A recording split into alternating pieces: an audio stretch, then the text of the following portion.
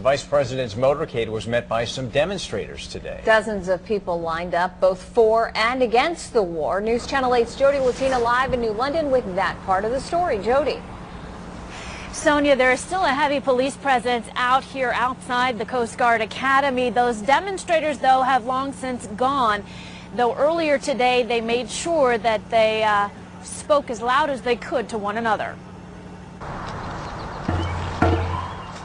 In a solemn march up the hill leading to the U.S. Coast Guard Academy, anti-war protesters come face to face with the other side. You are supporting the terrorists by being here protesting your country in a time of war.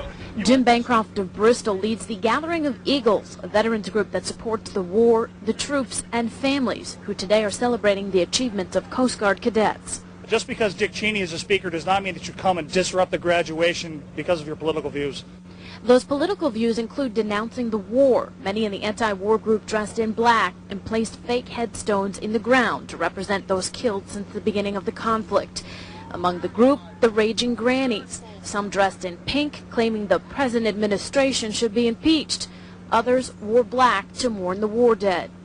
How I want to be in that number when justice rules instead of bombs. Jane Johnson of Stonington says until the war is over and people stop dying, protests like this will go on.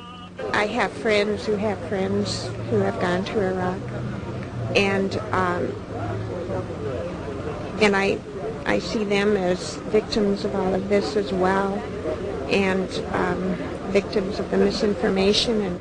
But in the eyes of this veteran and others, those against the war are being disrespectful to the country.